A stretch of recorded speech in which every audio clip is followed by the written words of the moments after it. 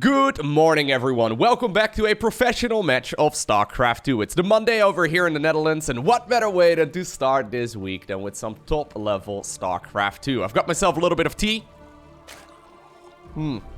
Let us check out what this particular Zerg versus Protoss is gonna be all about. So it's a best-of-3 series, where in game number 1 we find ourselves on Jagannatha. Spawning here with the red Zerg drones from Finland, we have Serral, and his opponent in the opposite corner with the blue Protoss probes from the USA. We're looking at Neeb's main nexus. Alrighty, so here we go. Let's find out exactly what ended up going down in this particular series. I love this. I've said it many times before, but the drone, yeah, it's going to be forced to move on over towards the third base here, so Serral can actually continue macroing up. Instead, he decides to plant down a spawning pool. Huh. Oh, okay. I was wondering about this sort of response. So most of the time, whenever Protoss has sent the probe super early to block the natural expansion, Zerg will go for the third base instead, right? And Serral faked as if he was gonna go for the third base instead, but now he's planted down the spawning pool instead of the main base. Ah, okay, this is kind of cute. So Serral knows the exact timing at which that probe needs to go into the main base. Apparently it's like 1 minute and 5 seconds or so. And the reason why Neeb needs to do that is so he knows if it's a 12 pool or not, right? So at this point he will find out that it wasn't a 12 pool. But normally the pool obviously would have already finished here, and then, you know, he can start preparing for that. But then the drone took the natural expansion instead. Okay. That's actually kind of a clever response. I know there's a lot of Zerg players out there that really aren't particularly fond of being forced to take their third base first because it messes up their macro cycles. Yeah, maybe this is an option. Just make sure you don't put the drone back in until like 1 minute and 5 seconds into the natural, that is. Anyways, so I was just having a quick little look at the statistics for both of these players. When it comes to the Protoss versus Zerg matchup, ever since they last buffed Protoss, which I believe was last time, I think in August 2020, so it's been a little while. Since they last buffed Protoss, Neeb has got a win rate in best-of-3 series and up of 63%. So he's winning against pro-level players, you know, 63% of the time in series of StarCraft 2, which is very, very impressive, right? Now, the reason why I wanted to have a look is because I don't really ever see Serral losing this particular matchup. And I looked at the statistics, and this is kind of nuts, okay? I've never really... Anyways, okay, you ready for it? So in best-of-3 series, ever since they last buffed Protoss, Serral has... Or best-of-3 plus series, that is. So best-of-3s, best-of-5s, best-of-7s. Serral has got a win rate of 90.62%. That is absolutely ridiculous. Every other Zerg player out there seems to be struggling in this matchup, or at least the majority of them do, but Serral's like, nah, they buffed Void Rays and Tempest and stuff. I don't really care. I'll just go win. It's kind of crazy. I don't know if there's actually ever been someone as dominant as Serral before. I mean, there's a reason why they call him the GOAT. Yes, he's been losing series, and yes, I've shown a bunch of those on my channel as well, but his Protoss versus Zerg, or I guess Zerg versus Protoss from his perspective, is still absolutely bananas. Now, he did lose a couple of important series. I believe he lost one against Stats and then against Trap as well. But I mean, losing against those players, right? Like, those are some of the best Protoss players on the planet. Yeah, there's absolutely no shame in that. Anyways, so I do feel like Neeb is going to have a tough time ahead of him in this particular one. He's going to go for that Twilight Council opener. He's going to be going for the Glaive Adept here, which I quite like. It's one of those builds that's lost popularity a little bit, but, you know, it's still... I mean, I say a little bit. The reason for it is that Zerg players don't just die to it anymore, usually, right? Every once in a while, we still see, like, 20 drones going down to the Glaive Adept, or the Glaive Adept, rather. I think the strength of Serral... Right, here's the thing. Okay, here's my theory. I've been thinking about this for a little bit, right? I think that, theoretically speaking, say you have a perfect Zerg player and a perfect Protoss player, them still being human, right? So not like perfect micro, but, you know, Stalkers probably with perfect micro, like Alpha Star showed us, would probably be a little bit broken. But say like limited to like 400 or 500 actions per minute, so like human-like, right? I know that's a lot, but it's quite common at this level. I think if both players play perfectly, assuming Zerg does not take any damage from all of the different kinds of Protoss aggressions, Zerg should probably be the superior race, right? Because most of the time, because of the larva mechanic, Zerg can just pop out so many workers all at once. If they start droning at the last possible moment, I think theoretically speaking, Zerg probably should be a little bit better. The problem is, that Protoss has about 1 million different ways in which they can deal damage, and it just takes one of them to work, right? Now, I think the strength of Serral is that, generally speaking, he's incredibly on point when it comes to making just enough drones to still defend this kind of aggression, for example. Look at this. I mean, good micro here as well by Neeb. He's going to be able to send a couple of them at the very least towards the third. Okay, this is something. But you know what I mean? Like, I think if both players play theoretically perfectly, Zerg probably should come out ahead. And while every other Zerg player out there seems to be making plenty of mistakes, definitely myself included. Yeah, Zerg, when it's played by Serral, it's looking really strong. Anyways, 90% plus win rate. Nuts. Third Nexus does go up. Now, the problem is, right? Yeah. Since Serral is still making a lot of Zerglings there, and since the Adepts didn't really deal that much damage, the start is already very late. And now with the units that are still left over, Serral can definitely try and poke and prod over at the third base. It's difficult as well now to leave units behind in the natural. Ooh, apparently there was a bit of a pause. But it's difficult as well to, like, leave a unit behind. Okay, he's going to put a sentry maybe in the wall off. I do think these units have to be closer to the third Neeb. Oh my god. 2 cancels and a filled... Yeah, this is... This is now one of those games where Serral is ahead, right? And it's very difficult, if you're a Protoss here in this particular instance, to come back. Maybe Neeb can do it, though. So let's find out exactly what the Zerg is up to at this point. So he's got the Lara done. He's going for the Roach speed upgrade. He's got the +1 missile coming up as well. He's almost got the third base fully saturated, too. I think that Serral is feeling pretty comfortable here. So what's your best bet at this point if you're Protoss, right? So most of the time on this particular map on Jagannatha, you can macro up relatively easily. So taking a 4th base should be okay.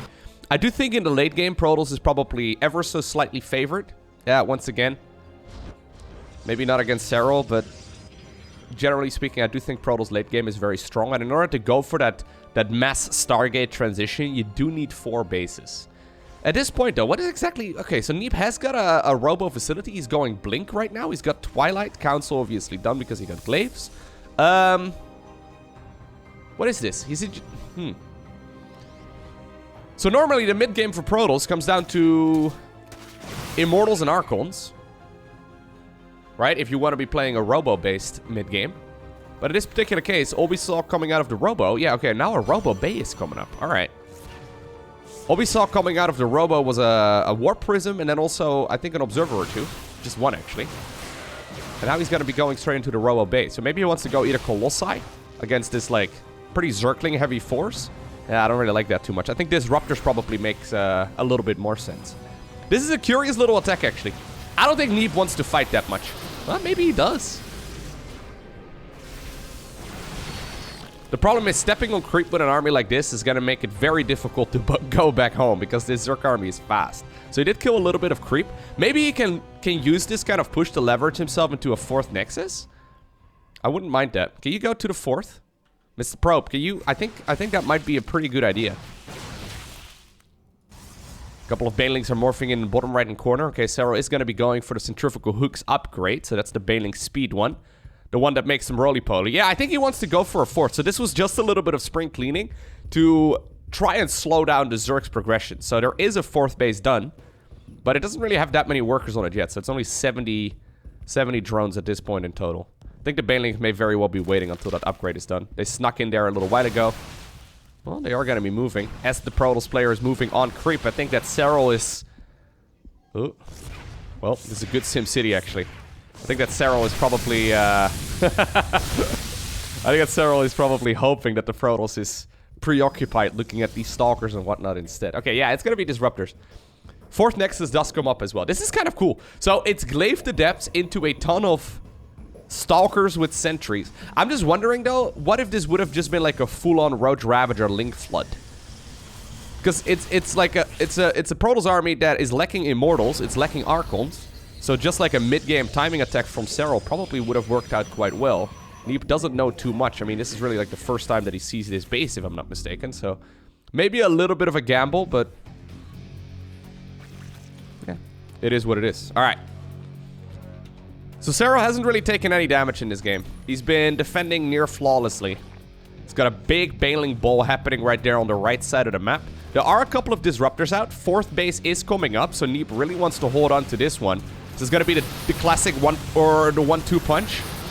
Okay, good splits right there on those disruptors as well. Or sorry, on those Ravagers as well. Disruptors not really getting their connections. And at the same time, the Banelings are rolling forward. Oh no, Neeb. Oh no, Neeb. Oh, he's paying attention to the main battle. Oh my, okay. Instantly taps out. The irony is as well that they, at the very least, partially ended up buffing Protoss and nerfing Zerg because of Serral's performance. For a while, Serral was winning everything. And then, you know, Blizzard looked at them and they thought, ah, this seems, you know, a little bit broken. Let's see what happens if we change. But apparently it doesn't matter. The man's very dangerous. Anyways, let us see exactly what ends up going down right here on Oxide. Neeb once again sending that probe out early. Is this early enough? He needs to get... Yeah, I think he will be. He needs to get there before Zerg reaches 300 minerals. Nope, it's too late, isn't it? Yeah, it's too late. Wow, okay. This may actually very well be the difference between, like, mine... You see how, like, Serral has forced the drones right here on the short mineral patches first rather than the long one? It was like a good 10 minerals so until Neeb would have been able to block it. But maybe if you micro the drones perfectly, you can... I'm not sure. Anyway, so this time around, it is going to be a hedge first. Gateway on the low ground. Gas as a follow-up as well. So, Protoss can go Stargate, Twilight, or Robo, right? After the Cybercore. I do think the Stargate one is probably still the most well-rounded approach, or well-rounded approach. It's just that Zergs have gotten very good at those queen marches, where they basically just put all of the queens together, and they march them to the other side of the map, and they hit the Protoss in the face right when they are in that transitional phase, right? When they've got the 3rd base coming up, they're just about to get the income advantage in that regard, and usually those queen pushes are lethal, so we don't see as many Stargate openers over the last couple of weeks, I would say, as we did for like the year or so before that. Void Rays, I mean, still very good. Still definitely a potent unit, but maybe not as good as they once were. Now, on this particular map, I do think queen pushes can be really strong as well, because if Zerg knocks down these rocks, right, they can basically march the queens down towards this low ground, and since the 3rd is going to be up there and the natural is going to be up there, I think Protoss is probably better off, if they want to go Stargate, I think they're probably better off going for just a more classical one, maybe triple Oracle or one Void Ray into an Oracle and then straight into Disruptors. There's a couple of good options that you certainly do still have, but yeah, we'll see. Anyways, it is going to be Warp Gate here soon, or really quickly though, so I don't think Neeb is actually going to be going for the Stargate. Either that or it's going to be a very delayed one. He does have 100 gas right now. Interesting. Is it actually going to be a Stargate? Yeah, Serral right now is looking as well. He's like, wait, what's going on here? It is going to be a Stargate. Huh. I don't really know if I like this. I mean, this is obviously some very quick expanding here from Neeb. The problem is, right, normally if you want to go for the Stargate opener, you go Adept into Stargate and then Warp Gate and Stalker and whatnot a little bit later. Serral actually didn't see it, so... There is definitely a thing known as an anti-timing, right? Where Serral may very well be expecting Stargate units to show up at, say, like, for example, 4 minutes into the game. And if they don't show up by 4 minutes and 10 seconds, he's going to move the queens away again from those mineral lines that they need to be protecting. So when the, you know, when the Oracle comes in, like, 20 seconds after what it normally... Oh, well, I think it's going to be spotted. Yeah. Okay, it doesn't matter. Anyways, there's potential for this, but I don't think I really do like this start too much. I guess you can go for a very, very quick 3rd with this, though. Yeah. Normally what we see, actually... Oh, maybe that's what he's going for.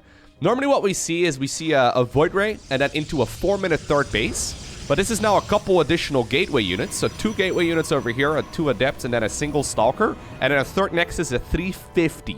About 350 is when that 3rd Nexus went down. That is very quick. The only problem is that these Oracles are not going to do any damage, right? I don't think so. There's 2 of them coming, though. Obviously, Revelation is really good. Okay, you got a Creep Tumor. I don't know if you want to be cheering if you only get a single Creep Tumor, but...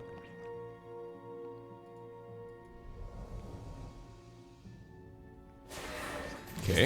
Adepts move up, but not gonna happen.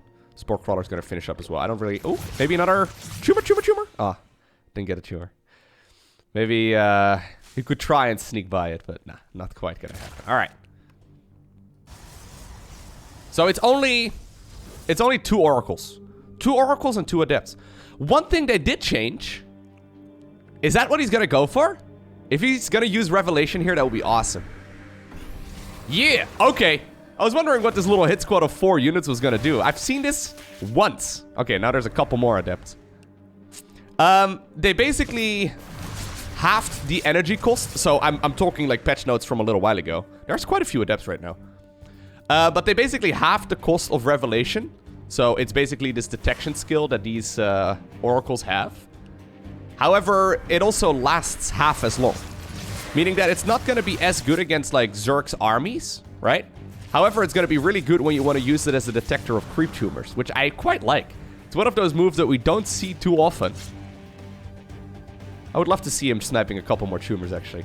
It's an interesting hit squad. It kind of reminds me of the way that like Protoss, or sorry, Terran likes to play against Zerg, where you go for... Really? Is he going to take a 3rd or a 4th? I don't think so. It reminds me a little bit of the way that Terran likes to play against Zerg with like Hellions and stuff, and they're just trying to deny creep. Like, no one's really expecting Hellions to be able to kill a mineral line worth of drones anymore, right? They're just there to be a bit of a nuisance. Maybe slow down the creep spread ever so slightly. It's kind of cool. Oh, he does decide to actually now commit. Oracles also... Okay, this has got a little bit more potential. There's 14 more Zerglings coming up. Yeah. The problem is, if you have these oracles around for a long time too, they're kind of going to lose value, especially in the main battles. And all things considered right now, Neeb is sitting at 68 probes, whereas Serral's sitting at 66. Now, he probably made 2 too many. But that was... I actually really quite like the start here for Neeb, even though, like, it reminds me a lot of the way that Terrans play against Zerg. No one's expecting, like, 8 Hellions to just drive into a mineral line and then kill 20 workers anymore, right? Like, that's what we used to see in the early days of StarCraft. I don't know if Zerg versus Protoss is gonna also evolve in that direction, where these top-level Zerg players have just gotten so good at, like, defending that they don't even expect they're gonna be able to do any eco damage. Like, I remember a Hearthstone video. It's gonna be a Swarm Host transition, by the way. Okay, I like it. I remember our Hearthstone video, like, a couple years ago. I think it was a couple years ago, when he said, like, hey, whenever I play against Zerg, I'm aiming for about 10 worker kills. 10 worker kills while not losing any units is kind of unheard of these days. Like, we just don't see it. Anyways, it's gonna be Swarm Host and Nidus Worms. I like it. Swarm Host, Roach Ravager, Ling, Queen, Nidus Worm. Ooh, good force fields. Very nice force fields, actually. Okay, decent force fields once again. Neeb forcing his army to back off. First Locust Wave is usually the most important one. Blink is done. He's gonna try and send those Locusts on over towards the 4th. Okay, maybe the Stalkers? Nope. Nice control there as well by Neeblet. Good job. Cool build here by Neeb, actually. I really like this. Yep, the more I think of it right now, the more I like it. So the first Locust Wave is the most important one, and that one was actually shut down really beautifully right there by Neeb. Next one is gonna be coming up apparently over at this side of the map. Neeb apparently anticipating losing this base, actually. So he is already planting down another Nexus on the other location. Nexus goes down right here on the right... Or, sorry, Swarm Host goes down right here on the... You get... The Swarm Host transportation device goes down right here on the right side of the map. It's early in the morning on a Monday, man. My tea has gone cold. I wonder why. Nice control there, though, by Neeb, man. He's looking really strong. Now, Swarm Host... They're very painful to play against as a Protoss player because they require a very different approach than the average Zerg army. So these Locusts, they do not mess around. They can easily kill this Nexus. Yep. Locust DPS is kind of nutty. It deals so much damage so very quickly. I think as a Protoss player, you usually want to try and hold on for as long as possible. Just hold on, make a big army, and then try and push. Maybe this is actually the army that I can push with, though. Once again, it's extremely gateway. Yeah, it's only gateway units right now. I know it's 2 oracles, but they're just idling at this point. I actually do think that these oracles need to be active to scout the next locations of these swarm or these Nidus Worms. That is definitely something I would love to see right now coming out of Neeb. I mean, I understand that he's busy doing all of this, but... Okay, there finally come the oracles again. Swarm host on the left side of the map. Initially, the defense here was looking really good, but right now, all of a sudden, Serral is looking a little bit more dominant. Okay, Ravagers are being targeted right there.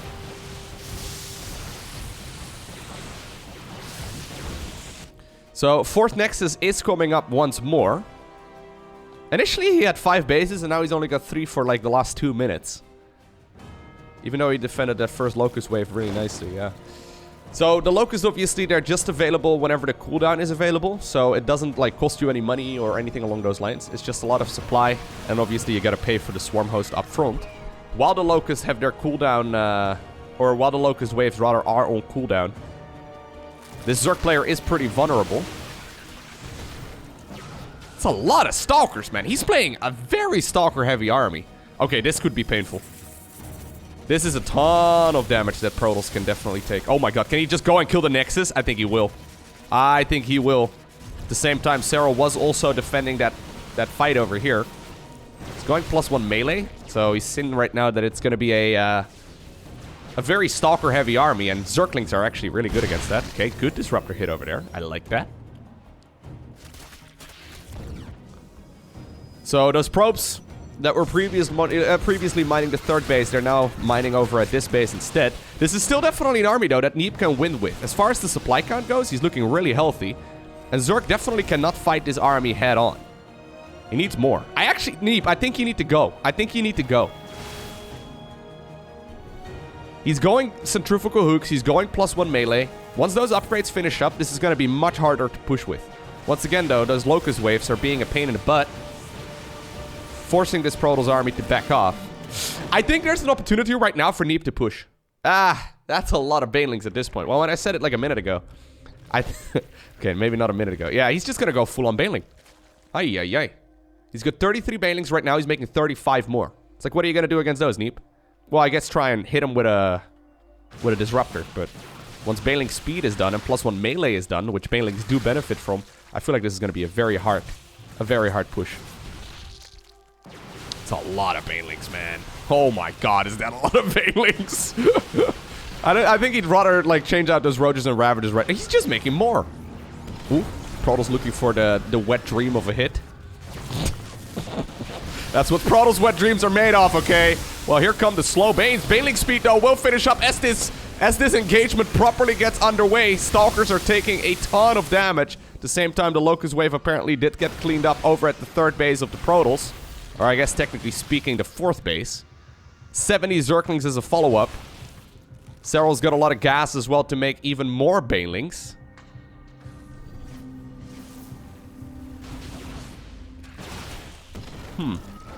Cool game.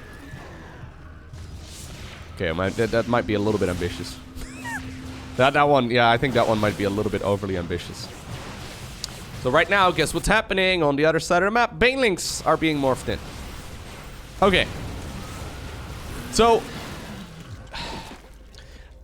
this seems to be a theme in the last couple of games that I've casted featuring Protoss. A lot of them seem to be going for Disruptors right now, and they're trying to go for the lucky hit. Right? It's the cross my fingers and hope I hit a strike kind of approach.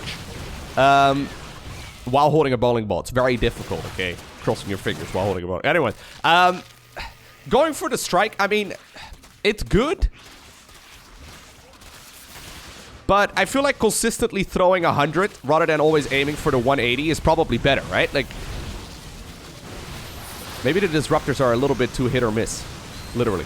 Anyways, while this fight is going on over here, the Locusts are once again on the other side of the map. This is not really a Protoss army that can be split up. Are there still enough Locusts available actually to kill this Nexus? There are. Banelings once again rolling forward. Good micro door by the Neeblet. He's getting some good hits in. +2 melee is coming up.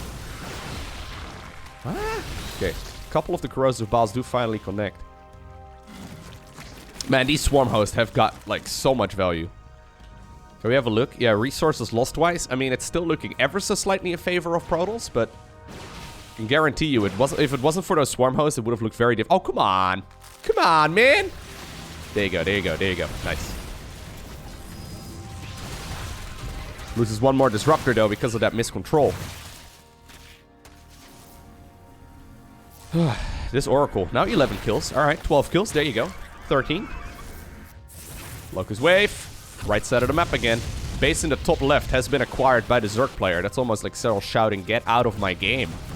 Bit rude there, Serral. Did kill another Nexus, by the way.